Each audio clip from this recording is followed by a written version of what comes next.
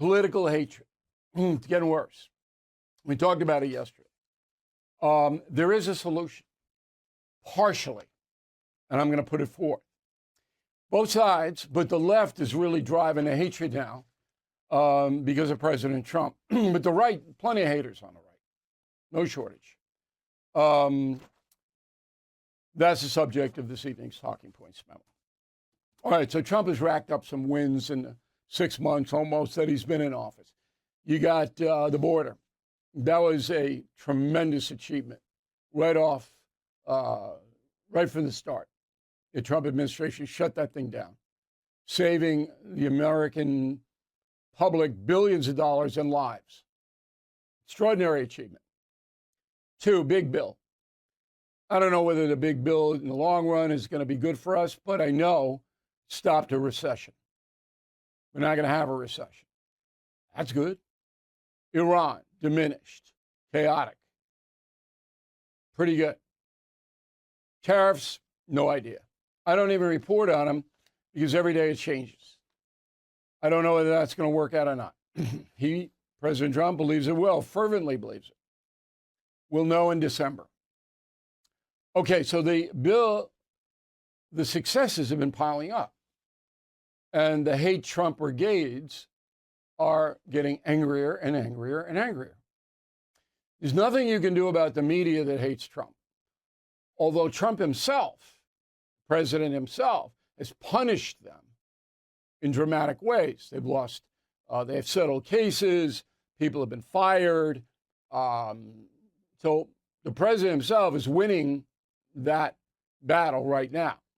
But you can't tell the hate Trump media to stop it for 2 reasons: constitutional, and they make money hating Trump. That's the only thing that NBC has. They don't have anything. If Trump went off the stage tomorrow, what would they even talk about these people? They had nothing. And on the converse, Fox News would take a huge hit because it has built its audience around MAGA and supporting Donald Trump. But now we get into politics, and here is where things have to get under control. So one of the worst, and I mean that literally, is Senator Chris Murphy of Connecticut, Irish guy. I don't think in the Northeast, where I live, my sister lives in Connecticut, I have seen a more hateful individual than Murphy, ever. So he goes after Trump no matter what it is. The latest is the Guadalupe River disaster in Texas. Go. The fact of the matter is, it's possible that Donald Trump's policies had something to do with the level of death and destruction in Texas. This was an exceptional weather event. There's no question there were going to be deaths, but did there have to be as many as there were? Trump had nothing to do with it, couldn't have mitigated it. We've proven that over and over. The Weather Service has reported it's hour by hour. That guy, just imagine this. In your life, you're in your house, okay? And somebody down the street, a little kid, gets run over and killed by a car. And then the parents of the little child who's dead blame you because your shrubs were too high or something like that. That's what we're dealing with here. I want to bring it down to a very personal level. Now, Murphy, it's just stunning to me how one person in Connecticut could vote for him is inexplicable. Here's what I said on News Nation last night. We have seen this kind of hatred on the left before, and it happened during the Vietnam War, that you had a radical element in the Democratic Party that was supporting the Black Panthers, for example, that were calling for murder. You had Jane Fonda sitting on an anti-aircraft gun in North Vietnam while the war was going on. Mm-hmm. That's about as extreme as you get. So this has happened before. But I don't believe that most Democrats buy into this at all. They I fervently believe that most Democrats are not on the level of Murphy, but you have to prove it to me. So Schumer, sorry, okay, he has to tell the ethics folks in the Senate, we got to have a hearing on this. But he'll never do it, ever in a million years. Because the cowardness that is on display, cowardliness on Capitol Hill is stunning. It's stunning. And it cuts both ways.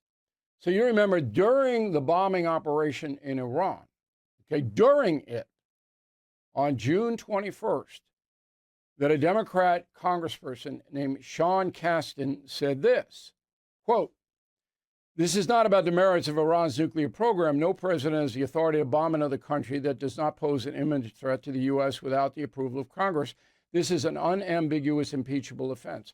During the operation, when U.S. pilots were in the air, this clown, Casten, was calling for impeachment of the commander-in-chief. So I said, okay, let's get him in front of the House Ethics Committee. The head of that committee is Congressman Michael Guest from Mississippi. Okay? Throw his picture on up there. We called him, very respectful and polite. He said to us pretty much, F you. That's what this guy said. This is a Republican. He doesn't want to get his hands dirty with any ethics stuff. But that's the only way this stops, or at least mitigates.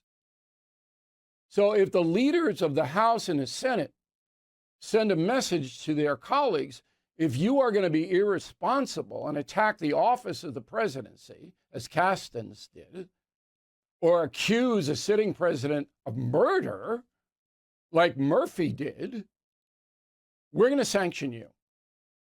Does that make sense to everybody? You'd start to do that in the Senate and the House. This will come way down. But again, it'll still be with us because the press is always going to do it.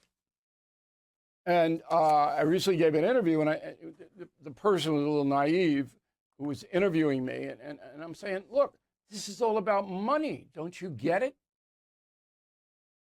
The more hatred you ratchet up, particularly on social media, the more attention you get. And the more people will come in, you could sell ads or whatever. And on the network and cable networks, that's what they got. When was the last time you saw a good investigative report on television news? They don't exist. Hate, hate, hate, hate, hate. Finally, you know the network is hateful when they don't bring in any sane guests. So the guests are all haters themselves. Like MSNBC, it's the biggest haters you could possibly find in the country. And they give them a forum. And I'm doing my YouTube analysis, youtube.com/Bill O'Reilly, and I'm going to name the woman who's doing this. And it's just stunning to me. And then it goes, oh, no, we didn't do it. So-and-so did it. And you're going, well, you booked them and you knew what they were going to say. So the combination of political irresponsibility and a corrupt media has led to the hateful situation we all find ourselves in the United States of America. And that is the memo.